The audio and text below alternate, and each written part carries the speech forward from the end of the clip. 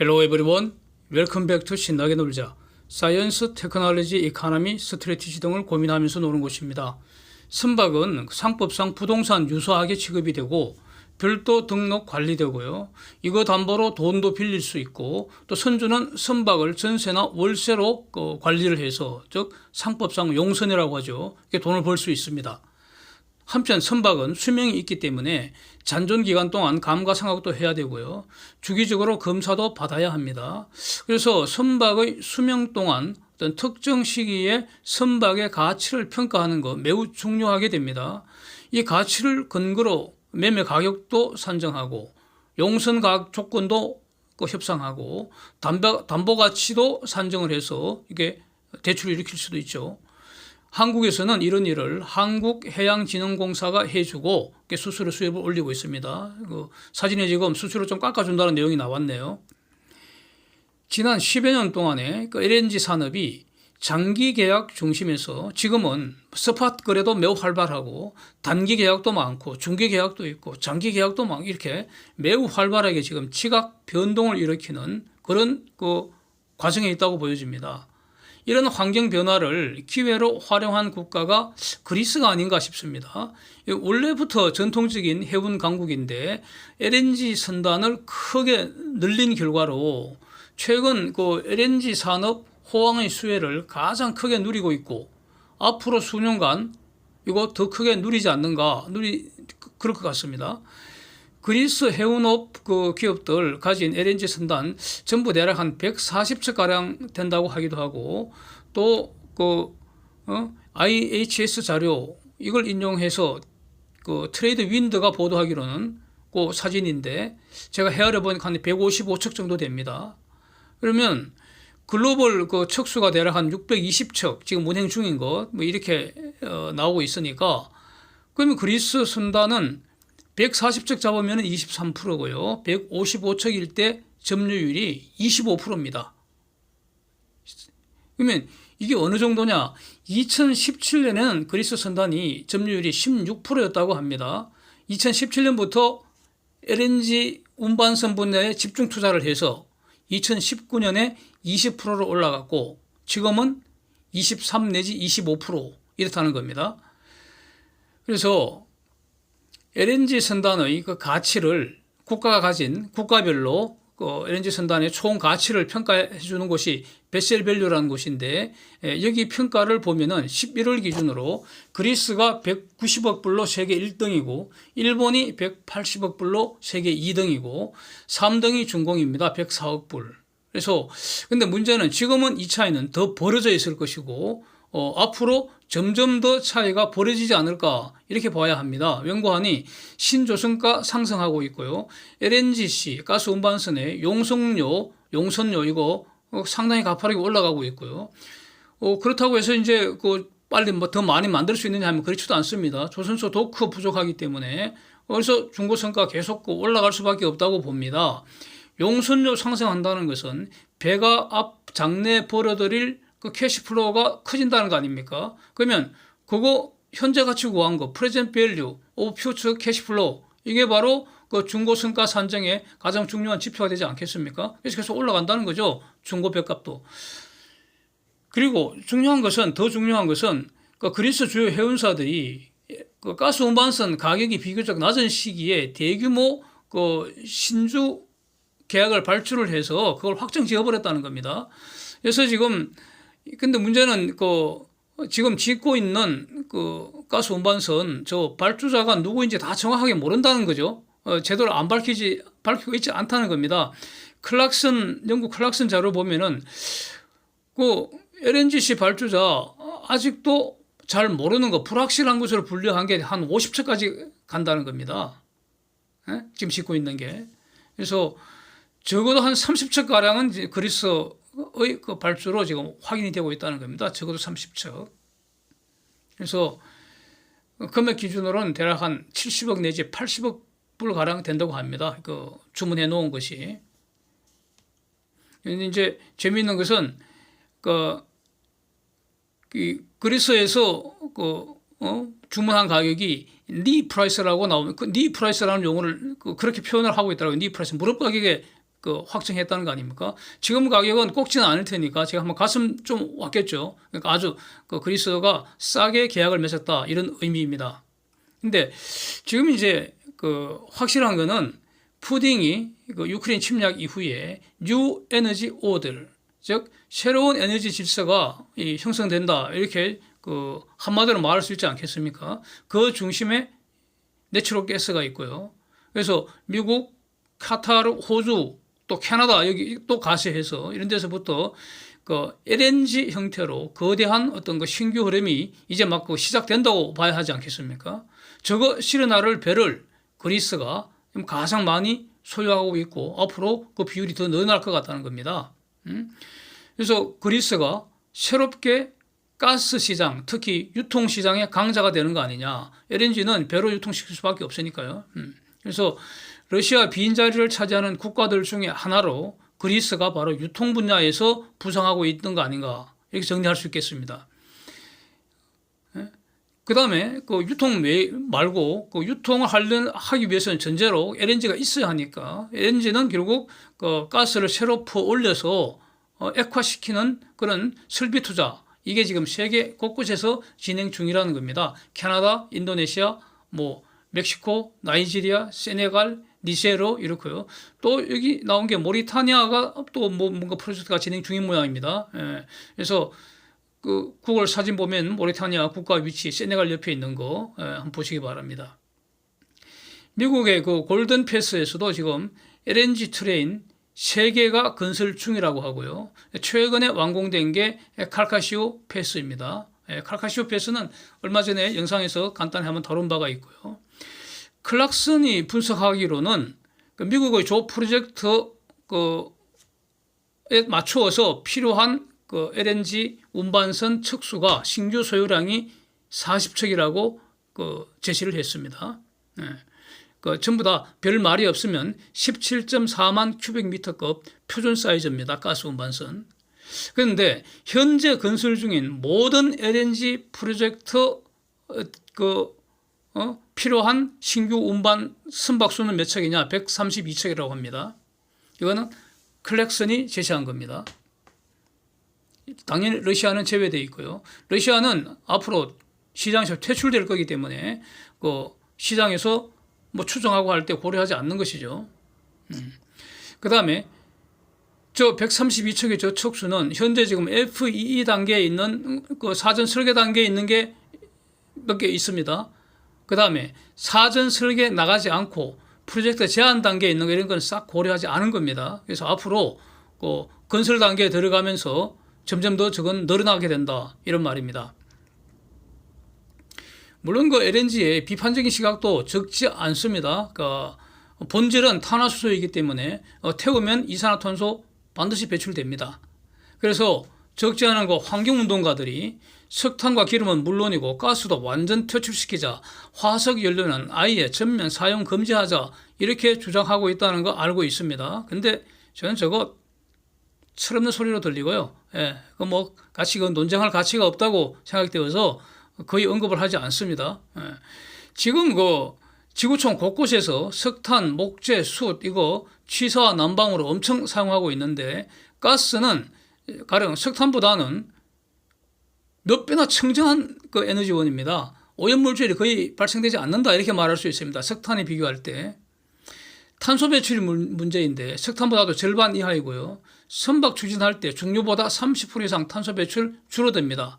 이것 때문에 가스는 이 에너지 전환 시대에 어떤 그 트랜지션 퓨얼이다, 즉 과도기적 연료다 하는 이 사실은 거의 그 이론 없이 다 대부분이 다 인정하는 것이죠.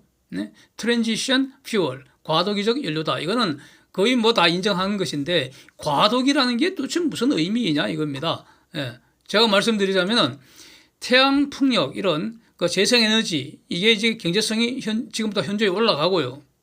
그 다음에 보급이 증가돼서 어떤 실질적인 역할을 담당을 해줘야 되고요. 그 다음에 4세대 원자력이 충분히 보급이 돼야 합니다. 그럼 이게 언제 될 것이냐? 빨라야 10년이겠죠. 늦으면 20, 30년 걸릴 수 있겠죠. 과도기가 그런 겁니다. 그런데 이 시기에 탄소 포집 기술이 분명히 상용화되지 않겠습니까? 지금 그 연구 R&D 기초 R&D 단계는 다 끝난 것이고 그 대규모 뭐 제철소나 대규모 공장 탄소 배출이 집중적으로 일어나는 곳에 그 실정 단계에 있습니다. 그래서 탄소 포집 기술로 무장한 가스가 결국에는 원자력과 함께 주력 에너지원이 될 것이다. 저는 이렇게 봅니다. 태풍, 태양풍력 이런 재생에너지는 사용은 지금보다는 늘어나겠죠. 그리고 경제성이 담보된다면 당연히 투자해야 된다고 보고요. 또 연구개발도 계속 해야 한다고 봅니다. 그러나 간헐성이라는 태생적 한계 절대 극복할 수 없습니다. 이거는. 아니 바람이 불다 안 부는 바람을 우리가 불게 할 수는 없잖아요. 구름 끼는데 밤에는 태양이 안 뜨잖아요. 밤에는 어쩔 거야. 그래서 이제 필연적으로 에너지 저장 시스템을 또 말을 하는데 에너지 저장 시스템의 최고 중에 최고, 압도적 최고가 바로 가스 아닙니까? 가스 에너지가 있는데 뭘 새로 만들어? 그래서 이 재생 에너지는 가스 발전 또는 원자력 발전 이런 거 도움 없이는 절대 주력 에너지원이 될 수 없다. 그래서 주력 에너지원은 가스와 원자력이 될 것이다. 저는 이렇게 보고 있습니다. LNG 산업 핵심 인프라 중에 하나가 이제 또 수입 터미널하고 재기화 시키는 겁니다.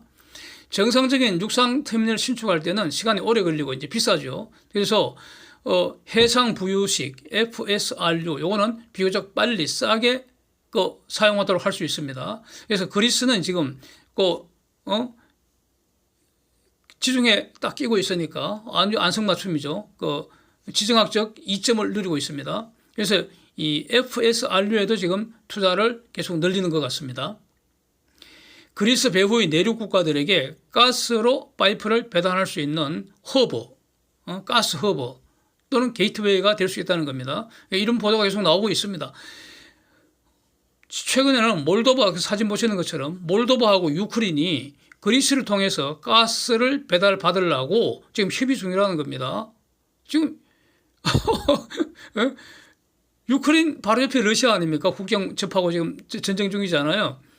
유크레인 땅에 지금 파이프 통해서 러시아 가스가 유럽으로 가고 있는데 결국 이게 준비가 되면은 다 끝나고 나면 저것도 끊어버리겠다는 거죠. 러시아하고는 다시 안 본다는 거 아닙니까? 그게 바로 러시아 가스 퇴출시킨다는 거 아닙니까? 그래서 러시아 에너지 산업이 글로벌 시장에서 지금 쫓겨나는 이게 전형적인 사례가 되는 거 아니겠습니까? Putin has no idea what's coming to the gas industry of Russia. 도대체 푸딩이 자기가 지금 러시아를 어떻게 망치고 있는지, 러시아 가스 산업에 무슨 일이 일어나고 있는지 지금 아무 생각이 없는 것 같습니다. 아직도.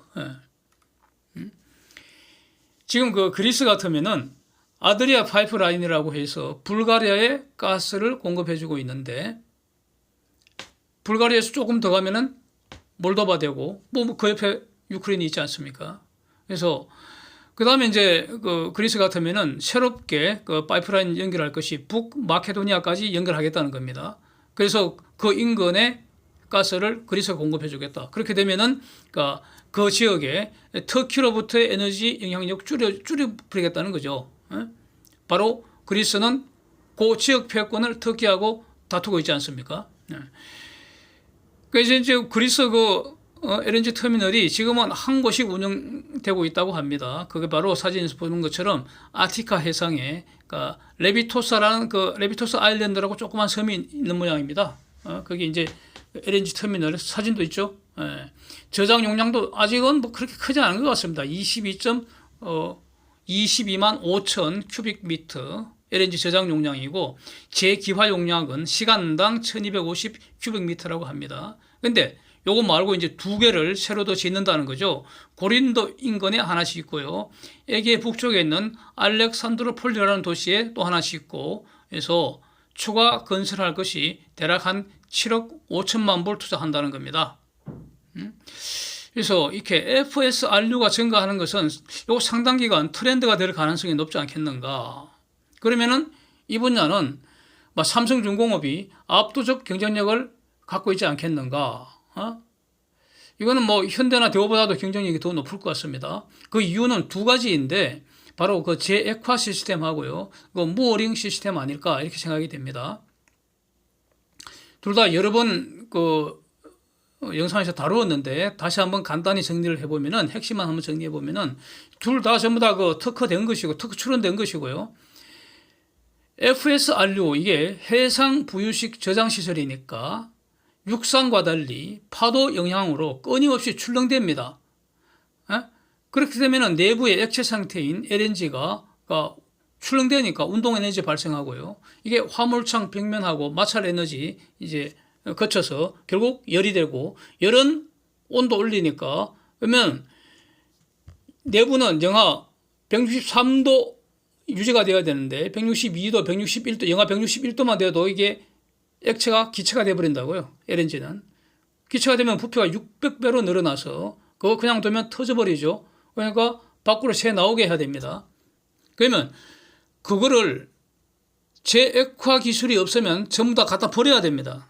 밖으로. 공중으로 내보내야 합니다. 그러나 지금은 이제 재액화 시킨다는 거 아닙니까?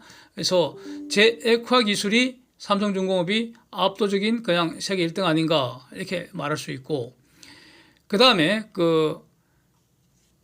FSRU는 해상에서 고정시키는 게 중요합니다. 이 고정시키는 게 모어링 시스템인데 여기서도 특허 출원된 신기술 원사이드 스프레드 시스템 여러 번 아마 소개된 바가 있습니다. 그래서 특히 이번에는 어제 특히 재액화 시스템을 실증한다고 다시 발표도 했기 때문에 이걸 이제 조금 더 한번 본다면은 이건 중공 기술하고 비교하면 바로 비교가 됩니다. 중공은 부분 재액화이고요. 가스로 저절로 새 나오는 것 중에 일부만 재액화 할 수 있다는 겁니다. 중공 기술은. 나머지 남는 거는 하늘로 버려야 합니다. 그러나 삼성중공업은 100% 완전 재액화이고요.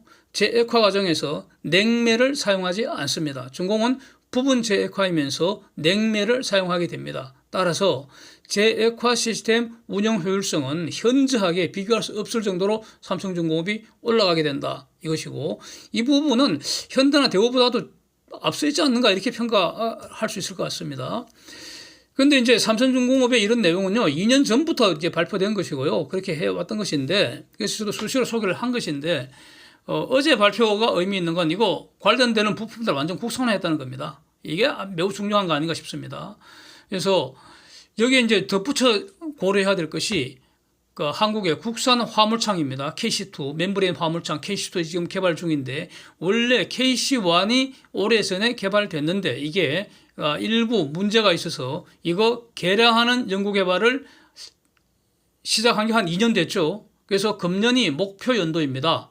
목표 연도. 여기에 조선 3개사, 삼성, 현대, 대우하고 가스공사가 출자해서 별도 회사를 만들었고 이거 KC2 연구개발하는데 정부 자금이 투입됐고요. 그래서 국책과제입니다.